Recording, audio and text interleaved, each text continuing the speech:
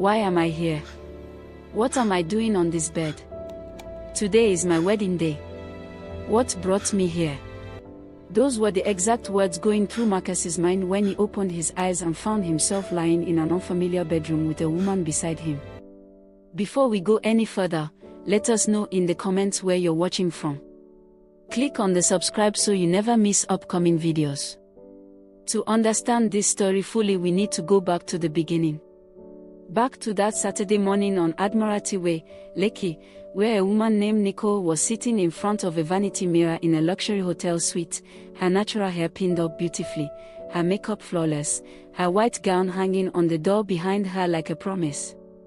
The suite smelled of fresh roses, expensive perfume, and the kind of nervous joy that only exists on wedding mornings. Her mother sat beside her, dabbing her eyes every few minutes. Her best friend Sandra kept making her laugh to stop her from crying and ruining her makeup. Outside the window, Lagos was loud and golden the way it always is on a Saturday morning, generators humming steadily on every street vendors calling out their wares below, the distant sound of a church choir warming up somewhere across the water. The smell of fresh bread and frying akara drifted up from the street. Nicole looked at her reflection and whispered to herself, "Today is the beginning of everything." She had absolutely no idea how true those words would turn out to be, just not in the way she imagined. She had been with Marcus for 4 years. 4 years of late-night phone calls, of long drives along the Lekki Expressway with the windows down and Lagos air rushing through the car, of building something real together from nothing. Marcus was a tall, broad-shouldered man in his late 30s, the kind of man who walked into a room and immediately commanded attention without trying. He worked in oil and gas, drove a black Mercedes G-Wagon, and wore his success quietly but unmistakably. He was warm, generous, and had a way of making Nicole feel like she was the only woman in any room they entered together. She had loved him completely and without reservation. She had never once doubted him. That was the part that would matter most when the full truth finally came out. The wedding ceremony was everything Nicole had ever dreamed of. The church on Victoria Island was filled with over 300 guests dressed in their most elaborate osoebi, the colors catching the afternoon light beautifully as people filed into their seats. Nicole walked down the aisle to a song that made half the congregation reach for their handkerchiefs.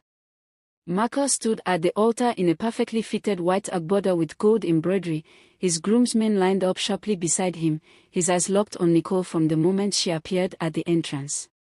When she reached him and he took her hand, he leaned in and whispered, "You look absolutely unreal." She smiled so wide her cheeks hurt.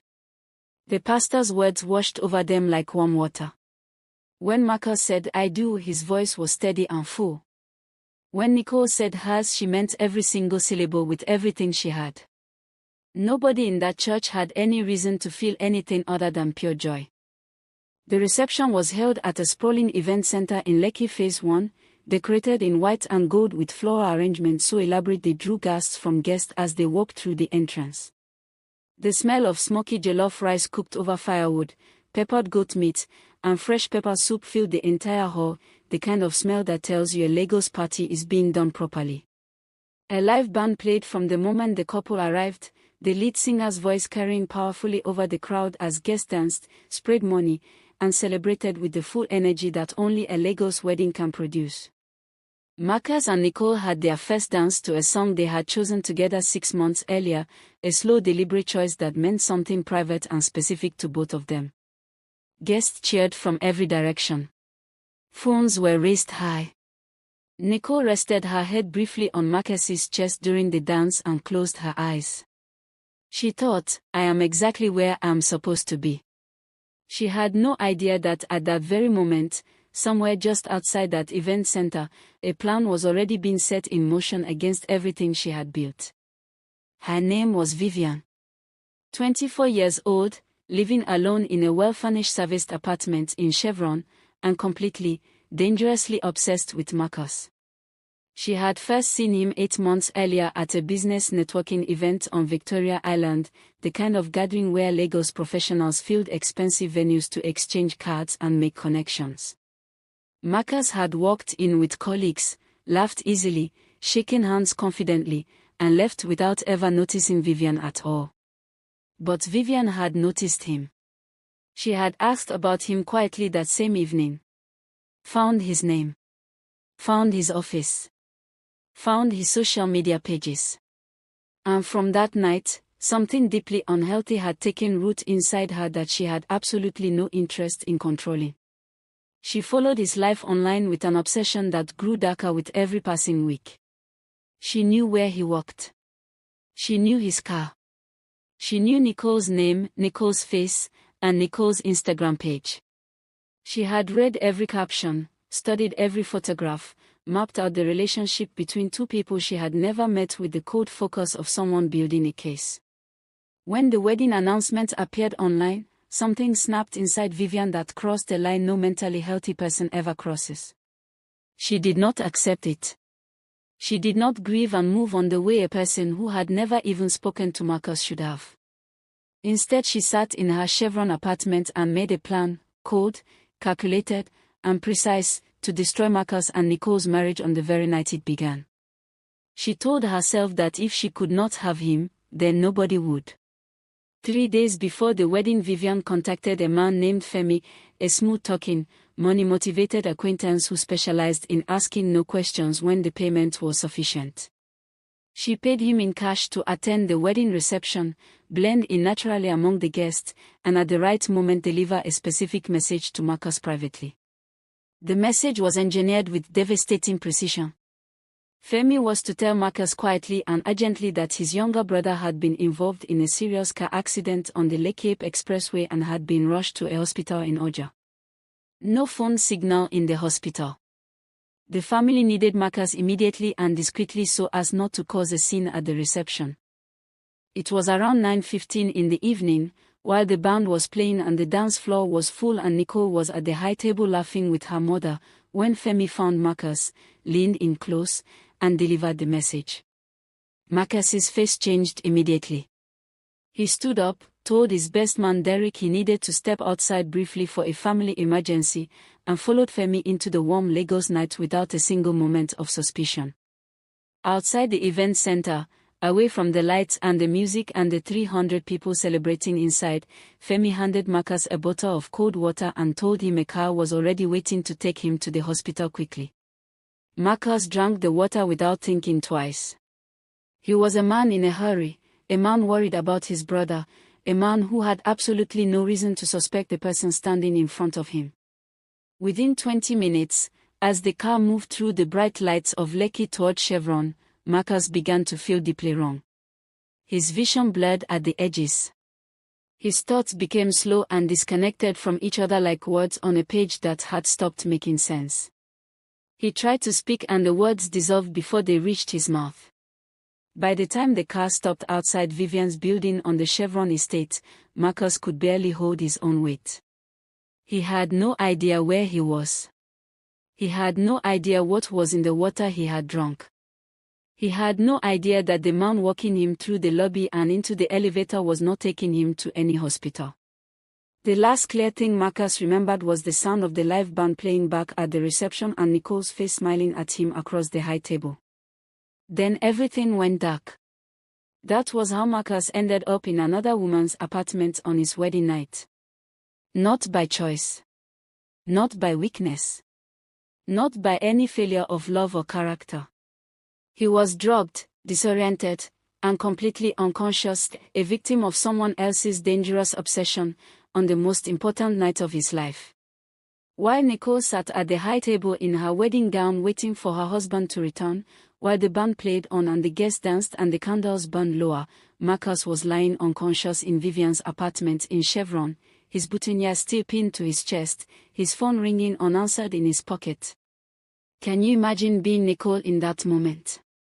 Sitting at your own wedding reception in your wedding gown, your husband's chair empty beside you, your phone going unanswered, trying to hold your smile together in front of 300 people. What would you be feeling? What would be going through your mind?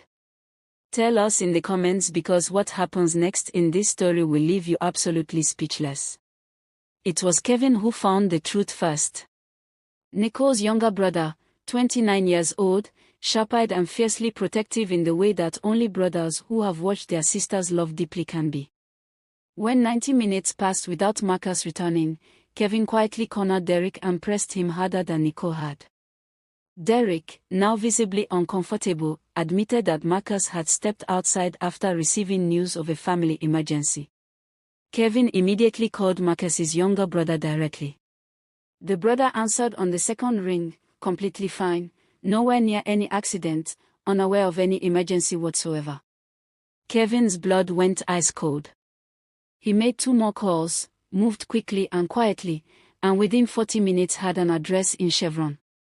He drove there alone through the Lagos night, the expressway lights stretching ahead of him, his jaw tight and his hands absolutely steady on the wheel. He took the elevator to the 3rd floor, found the door, and knocked firmly.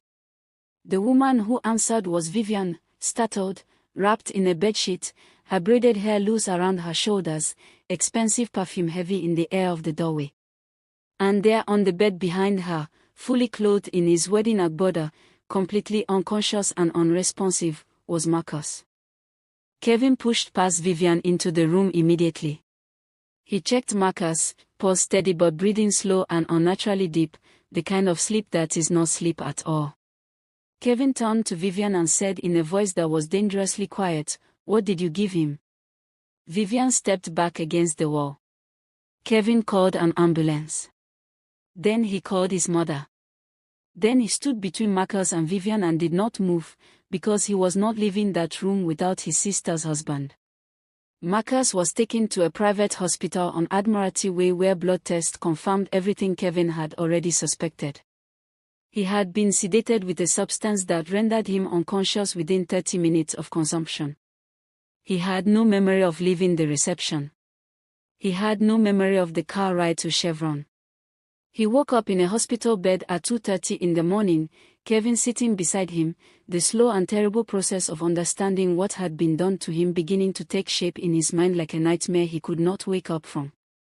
Nicole arrived 40 minutes later still in her wedding gown, her makeup streaked, Sandra beside her holding her hand.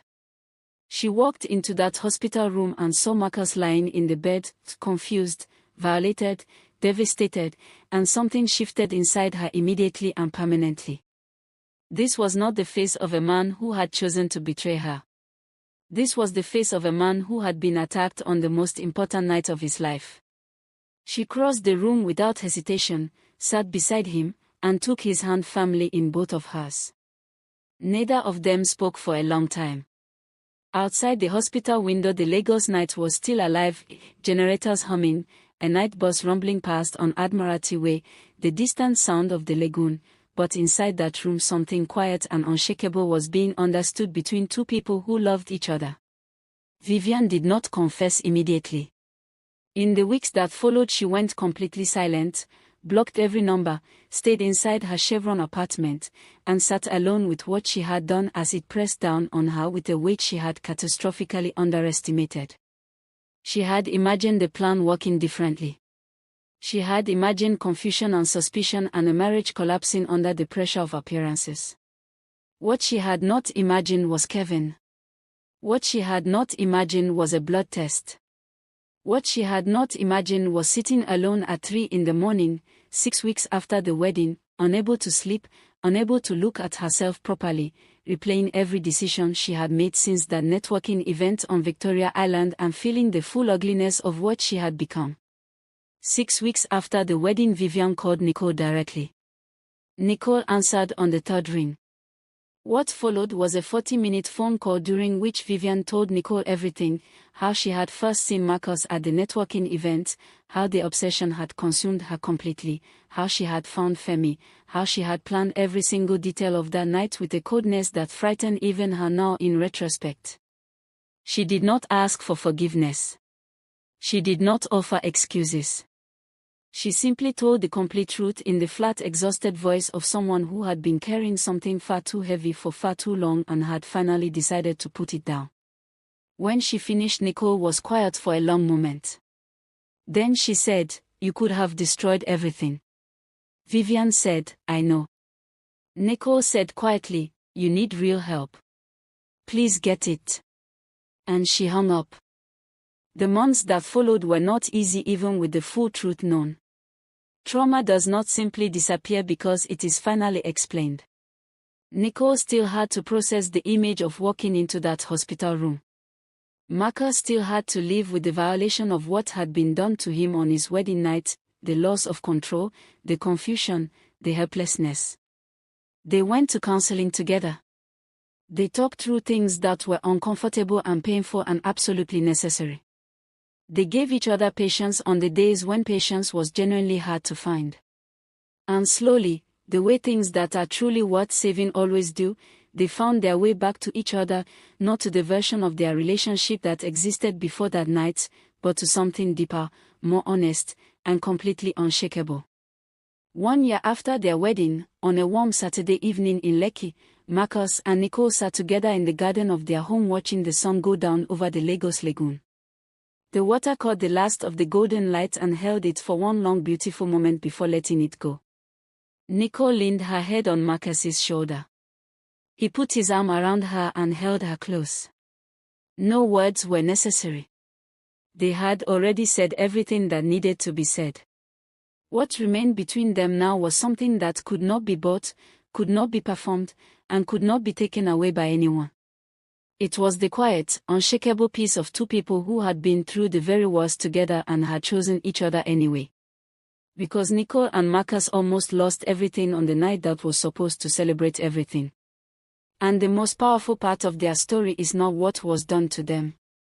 It is that they refused, together, stubbornly, and with everything they had, to let what was done to them be the end of their story.